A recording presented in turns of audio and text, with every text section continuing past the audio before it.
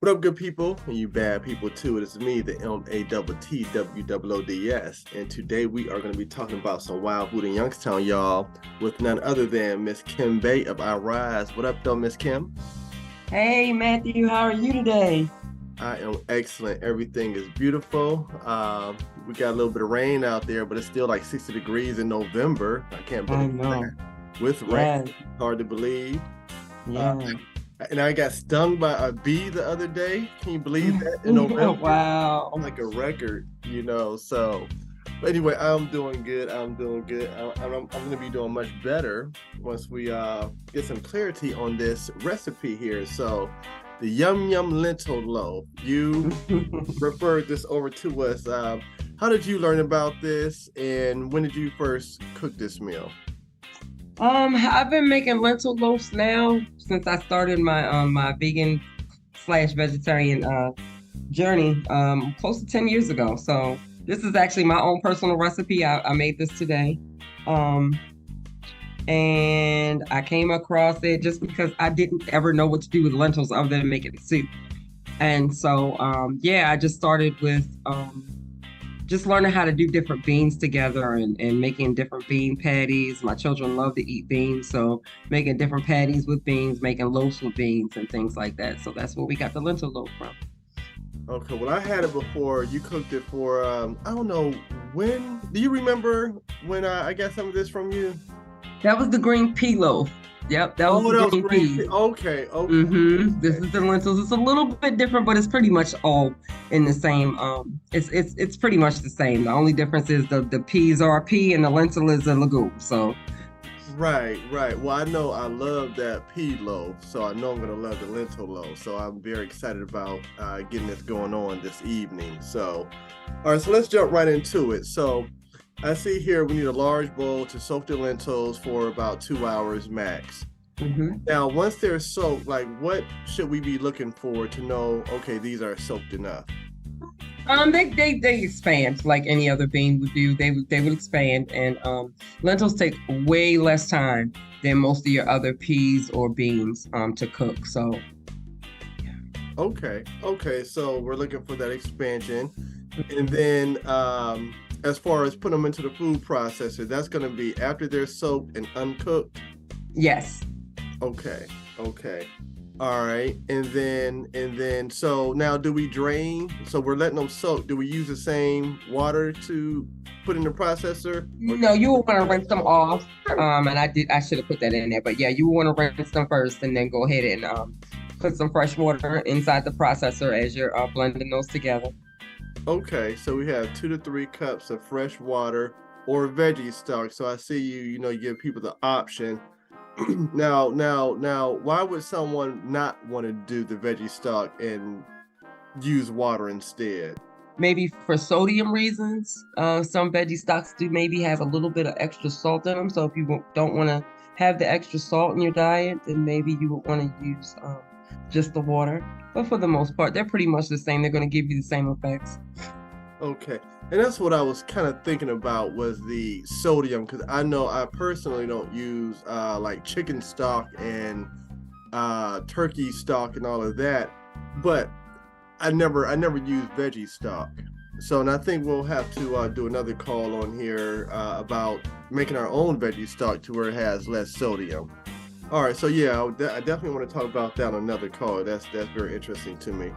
So, all right, so we have our 3 cups of water into the food processor with the lentils that have soaked, and we're gonna blend that and then add in the quinoa.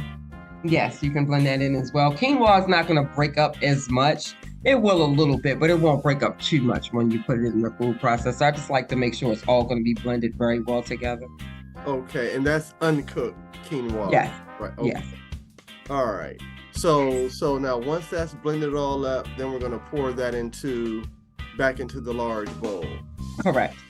All right. So now, what kind of consistency is it gonna have? What I was mm, I was just gonna tell you, yeah, so the consistency of it would be like a thick pancake batter. So if it's not If it's not pancake batter, as far as the consistency, you might want to add a little bit more water into it. But usually it would be like a pancake batter, a very thick pancake batter. Okay. Okay. All right. And then you say fold the carrots, onions, tomatoes, herbs, and spices into the lentil mix. So now, what does it mean to fold? Instead of just dumping it all in, you're just gonna like slowly bring all of it in together and mix it just a little bit at a time. You don't want to do it too much at a time because it may get stuck in the middle of it. You don't want it to be stuck in just one area. You want it to be able to be evenly around inside the whole mixture. Okay. So I could do that with a spoon. It's not like yes, a spoon or spatula. Yep. Okay. Okay.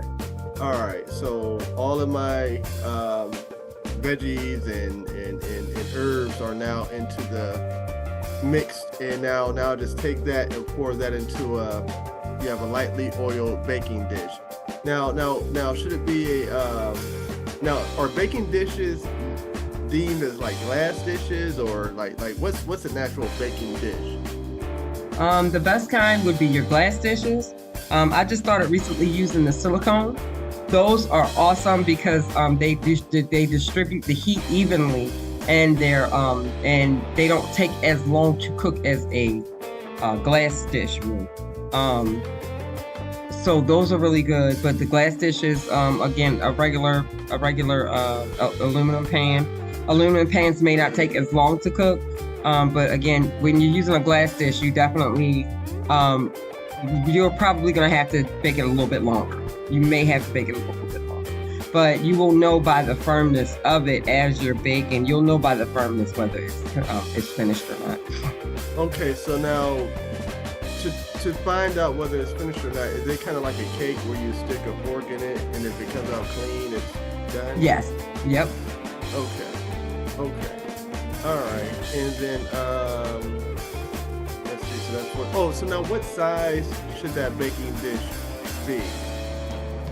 Let me see. For a 1 pound bag of your lentils, I usually would do anywhere from an 8x8 or a 9x9 dish, or you could do a 9x. What is that? I'm not really sure exactly the dimensions of the of a rectangular pan. You could use one of those. But typically for this one, I would use like a square pan. Okay. And so to help the people who don't know, like including myself, so like to make it simple for the visual, how thick should it be? Like 1 inches, 2 inches? About 2 inches. Yep, about 2 inches. Mm-hmm. Okay. All right. Okay, so now you mentioned about adding your favorite loaf topping. Now, what is a loaf topping? Well, if you can see in the picture, it has like maybe like a ketchup or a barbecue sauce, depending on how you like your meatloaf. So because we don't eat meat anymore, I was trying to figure out a way to do a really good topping for this dish and to make it taste a little bit more flavorful, to give it a really pretty color. Okay, so like that helps me understand. So like you said, like a meatloaf, I could picture that, some type of I don't know what type of, I don't cook meatloaf, but I know what you're talking about with that topping on. So that can go on top of the loaf. Now is that 10 minutes before it's finished? I got you. Okay. Well, is there anything else that we should know about this dish? Oh no, it's really good though. But yeah, this is a really good dish. I hope everybody enjoys it once they try. Yeah. Well, I know I'm gonna enjoy it because, like I say, that pea loaf was definitely good. And see, my thing is, I like bread, but I don't eat it anymore. It's not. And I don't know why it's not good for us. I know like all the flours and the different things that's in the bread, but I want something that I can eat a lot of that has like a bread texture. And I don't feel guilty about eating it, and that's what I like about this recipe, So yeah. Okay, well, I am looking forward to trying this tonight. I wish I would have soaked my lentils by now, but I'm gonna soak them, and then later on this evening I will definitely be making this meal. So I thank you for your time. Definitely, thank you. No problem. channel. So once again, y'all, this is the MATTWOODS. We talking wild food in Youngstown with Miss Kim Bay. I appreciate you. Thank you. You have a good one now. You too. Peace.